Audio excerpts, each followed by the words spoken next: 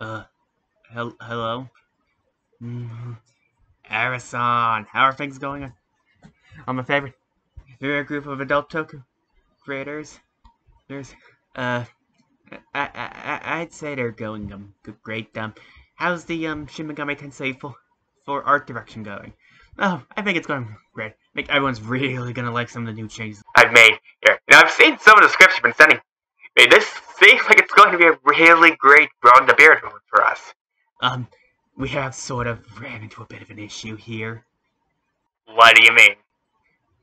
Well, you see how more or less we said we were going to do all the suits in CG to like less to put more emphasis into the out of suit fights and stuff. Uh, Yeah, that was actually a really great idea, in my opinion. What's up? Um, we really don't have the budget for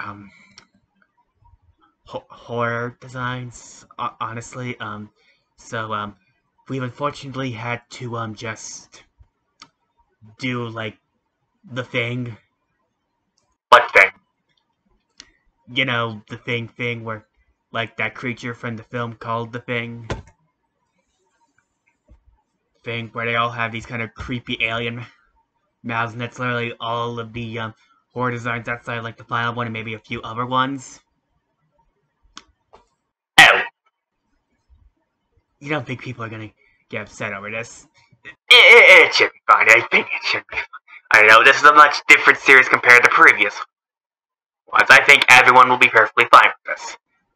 Okay, here's hoping to success in both our current goals this year. Bye. Bye. Hello there, welcome to another Toku Ramblings. Today, we close out this trilogy of Garo related videos with the black sheep of the franchise, Garo Yami Terasu Mono, or the one who shines in darkness. So either Yatum or T-O-S.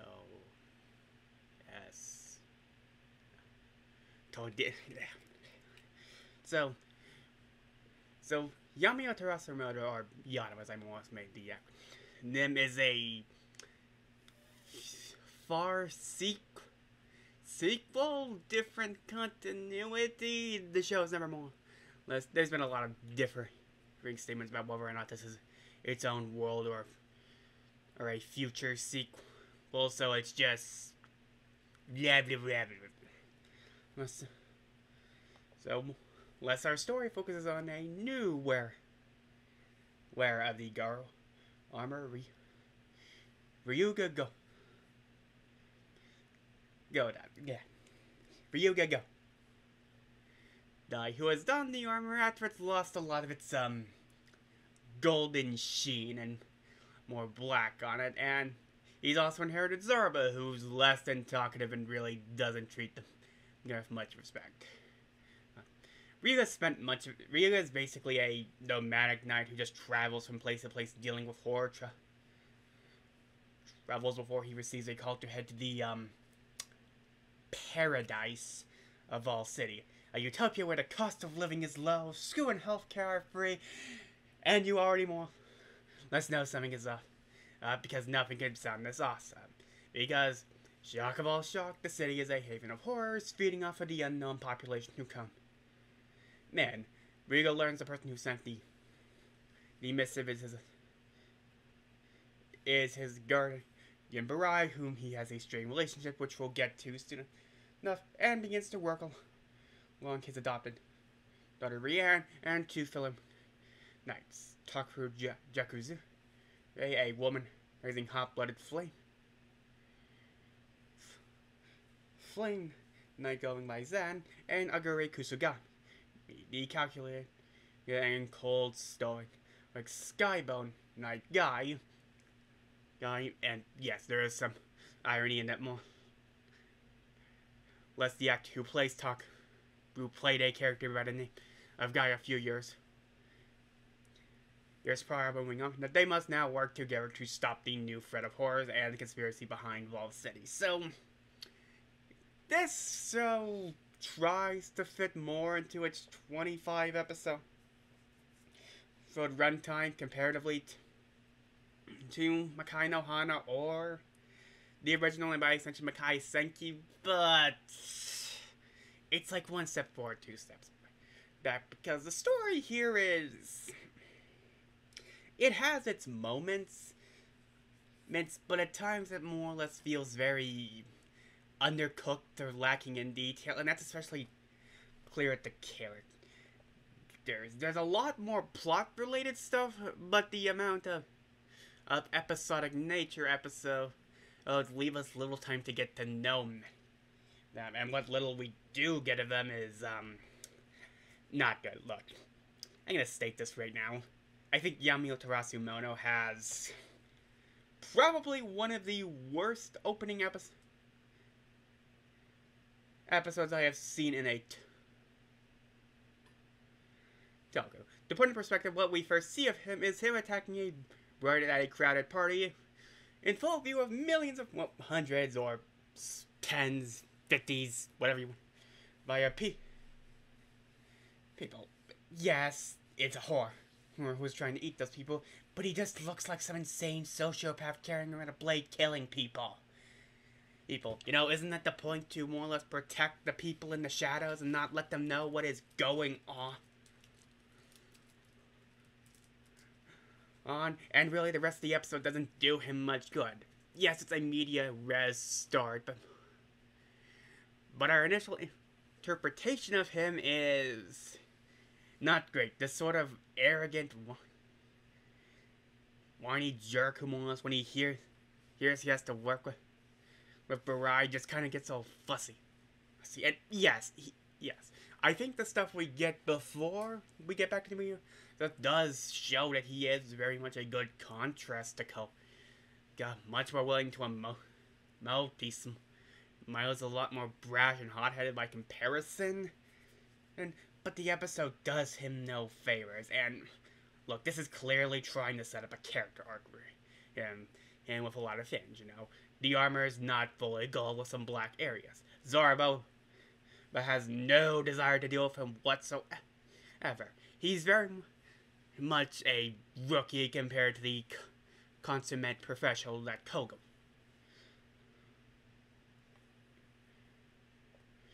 was. But I'm sorry, through 3/4 of this season, I just want to punch this guy in the face because how smug and arrogant he looks. He doesn't give the face of a charismatic lead, and it doesn't help that he's posed against two other much more charismatic and much more likable characters. Now, that's mostly for the 3/4 season. The 3/4 of the season.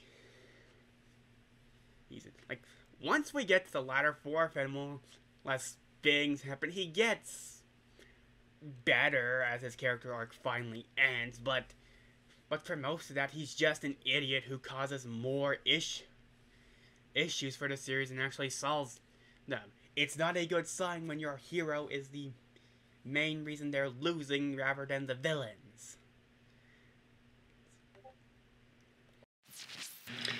Of our 3 nights, I would probably say Takeru's the one I like the most. I like this person now really well, and it helps that I do like Junior Ikeda as an actor. He primarily gets the butt monkey role throughout it as more or less the joke. You know, he's treated like garbage because more or less lol funny thing. But it's really helped by the actor in this case, and by comparison with his other knight, he actually gets something in the form of a side story, and more or less how he's watching over this girl whose family he failed to protect and get out of the city. And Aguri it's the same issue with Crow, is that he gets like, I think, an episode, but he is primarily the guy who comes up with plans and shoots arrows. Wow. Sorry, Sonoriaki, but hey, after this show ends, you have another Toku Grid that has you with a far more interesting character. I liked Rian's character as a good, like, distaff counterpart to Cal. Really, this kind of cool, badass priest that can stand alongside and fight as well as the other guys. Even if she does end up being the damsel in distress a few times, and basically, and sort of the big darkest hour as a captive to be used as a breeding cell for horrors, did not need that. But again, this is also a thing of the actor, in which the actor really sells the character. She exudes confidence, what she wants and what she wants to do, which really helps to make her stand out a lot more comparatively to Rio. Yeah, and that leads us with Barai. Barai. So, I mean, that terrible first impression, more or less, he made once he's introduced to the others he's working with. Well, the series sort of gives a reason, and that just comes at making the mentor seem like an even worse person, as he basically leaves him alone on an island to train, with his only companion being a dog that more or less he has killed by the end, and just drops like, oh, by the way, the mom, who, spoilers, is still alive, and more or less sort of the reason why Ryoga becomes less aggravating by the end. And yeah, she kind of died. Sorry you didn't get to say your last goodbye. He's like, this is sort of reason why, more or less, it's sort of weird that the contradictory thing. So, why was Ryoga training alone? Why wasn't he training with other knights? We know dodos exist to train the future generation. And well, as we see, Koga had the general training too, and his son would also get training by a normal knight before he became Garo too. And less for people who think more or less it's a special case that needs special training, Bakai no Hana shows that more or less becoming Garo is not close to that. That's tech. Why not keep him closer around so he can be around? If he was against having him, the bonus prologue episode that aired at the end of the season showed that more or less he was taking care of Rianne as a child.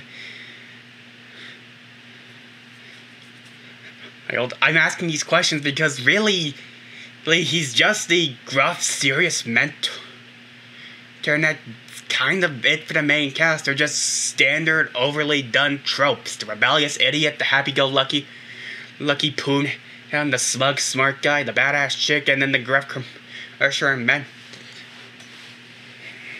mentor. Yes, the others played a lot of their tropes straight for the most part, but they had other things to go for them. And really, unfortunately, the villains themselves are not the most interesting either. Again, as I stated with Ryuga, they never really felt threatening whatsoever.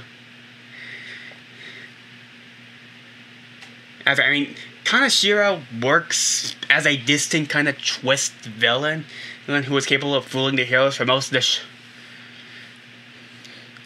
the show, but after his reveal, he's just a smug, smarmy little prick who gets thrown under the bus when the bigger threat of the Dom comes out. Attempts at growing the beard, same issue with the villains. If I can get a little more, I do think that one of the better stories to come out of this is, which, yes, there are still issues I think come with it, but I like that we get to see more people reacting outside of the Makai Order to what is going on and trying to understand it. That, her relationship with Rianne actually gives us some more human moments in this series, which I think generally is missing from this one.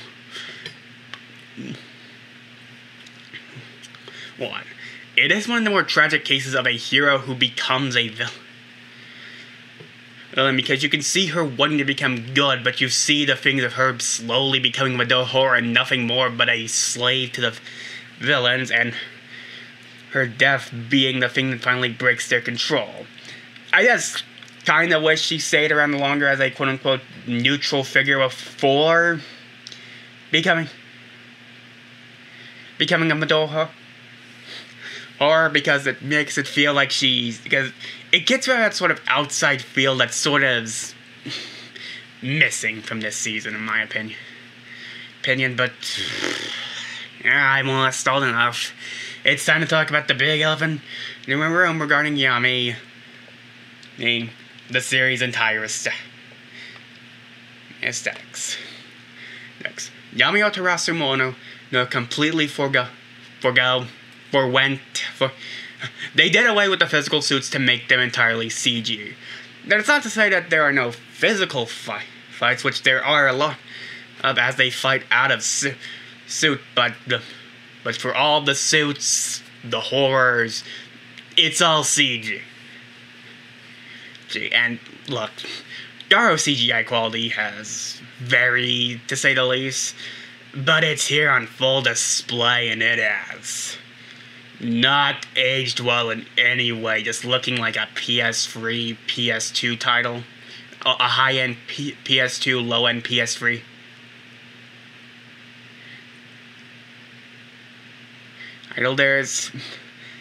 That was the most special thing about them, was the suits, it's like they felt fine.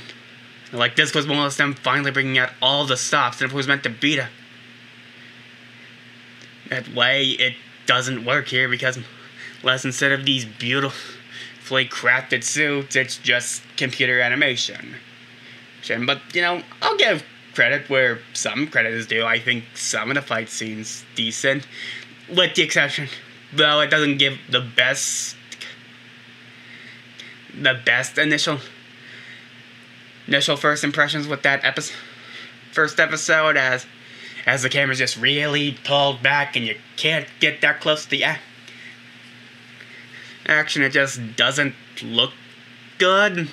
The show also has a lot more specific like set piece fights, like these very noticeable. This is a set piece for a fight rather than something natural. Like I'd say, close to the end of the first quarter, there's this fight inside a train, and then near the climax, there's this fight on top of two moving cars that really just feels like it's being done for a set piece rather than feeling natural. I know more or less I'm talking about quote-unquote realism when I'm talking about a series involving demons from hell invading our world and more or less eating us and taking over our bodies, but it made sense in certain aspects when more or less they tried to go more crazy with more unique locales or set pieces. This feels like a bad action. This feels like every generic action movie set pieces for more or less lunatic things. And then the horrors are they're also kind of a let down. So mostly they just give all the horrors the same kind of standard look with the CGI mouth thing that doesn't make me think of horrors but alien things. And the majority of horrors we do get are the new Madara horror. It's magically created horrors that the group is basically hunting throughout most of the season. And it just gives up more the reason why none of the fights feel special. They're just fighting normal humans who take on a slightly less generic form. It's not interesting. Even the music just doesn't feel at the stuff. The initial theme is just some blaring noise with no kind of slower. But it just goes da-da-da-da-da-da-da, with no stop until it just ends. There's no sense of flow to it. And the Jam Project song that we get is it's not good, and I don't like it.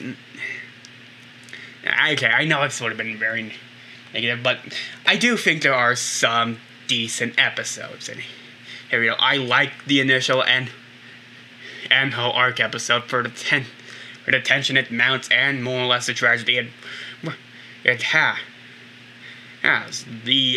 One of the few episodic episodes following the end of the first half, I think, is a really solidly done on Garo's story. I wish it had more of these. And I think it does get better at the end. And mostly, as the characters get, I feel, a lot better. And more specifically feel a little more likable. But most of the series is dedicated to a plot that is undercooked and not the most well thought out or plotted. That all in all, Yami Terasu Mono is not bad in my opinion. It has its flashes of brilliance of what these people can do, but it's held back by some clunky execution, either ranging from story beats that are undercooked, characters that are given very little of any personality, villains who feel far less threatening and weaker than some of the bland pieces that come beforehand or afterwards. The action is mixed and very inconsistent, clearly missing Keita Amamiya's direction, and it just... I don't know, the word I feel like I'm trying to get here is that it doesn't feel special. So, Garo Chapter of the Black Wolf felt special. It felt unique for something that came out. And Makai no Hana, for as much as it did, still felt like it was doing something that you wouldn't see elsewhere. Yami Terasu Mono feels like every standard Toku you probably would see, which would make it okay, but it's just not Garo for me. So yeah, that's the end of this little trilogy. Kind of wish I ended on a much happier note, but as always, you know the things you need to do. Subscribe, comment, hit that bell so you actually know what I'm releasing things. Comment, follow me on Twitter or other social media places, and more or less next week we'll be in, well, 2 weeks, we'll be in Top Gear.